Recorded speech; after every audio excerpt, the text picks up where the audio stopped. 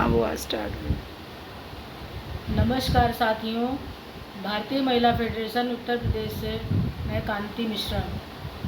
साथियों, आज हम अगर उठे नहीं इस प्रोग्राम के तहत ऑल इंडिया लेवल पे हमारे जितने भी स्टेट्स की इकाई और ज़िलों की यूनिट्स हैं और तमाम सारे सोशल संगठन जो सामाजिक संगठन हैं, सामाजिक सरोकारों से जो लोग रहते हैं, जुड़े रहते हैं, वो सारे लोगों ने मिलकर कम से कम सैकड़ों हज़ारों लोगों ने मिलकर आज इस कार्यक्रम को सफल बनाने की कोशिश की है और पूरे ऑल इंडिया लेवल पे इस कार्यक्रम को मनाया जा रहा है। इसमें तमाम तरह के मुद्दे जो आज के ज्वलंत मुद्दे हैं, जैसे कि लोकतंत्र पे हमले हो रहे हैं, किसी को अपनी बात कहने का अधिकार नहीं है, किसी को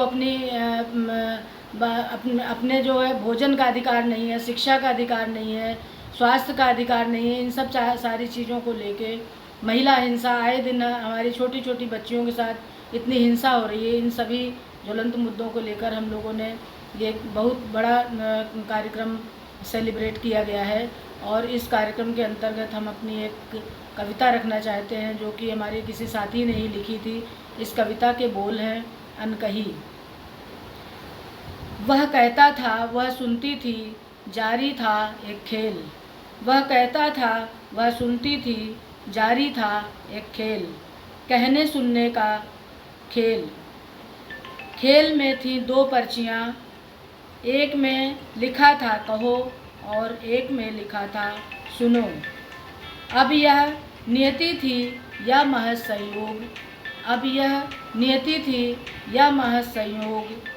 उसके हाथ हमेशा लगती रही वही पर्ची जिसमें लिखा था सुनो। वह सुनती रही, उसने सुने आदेश, उसने सुने उपदेश। बंदिशें उसके लिए थीं, बंदिशें उसके लिए थीं, उसके लिए थीं वर्जनाएं।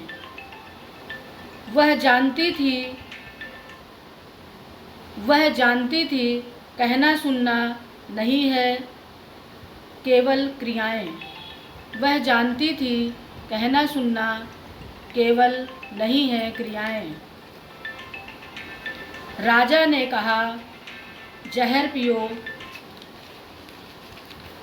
वह मीरा हो गई। ऋषि ने कहा पत्थर बनो, वह अहिल्या हो गई। प्रभु ने कहा निकल जाओ, वह सीता हो गई। चीता से निकली चीख, किन्हीं कानों ने नहीं सुनी।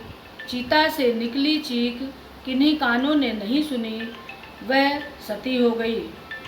घुटती रही उसकी फरियाद, अटके रहे शब्द। घुटती रही उसकी फरियाद, अटके रहे शब्द। सिले रहे होठ, रुंधा रहा गला। उसके हाथ कभी नहीं लगी वो पर्ची जिसमें लिखा था कहो। उसके हाथ कभी नहीं लगी वो पर्ची जिसमें लिखा था कहो। धन्यवाद साथियों।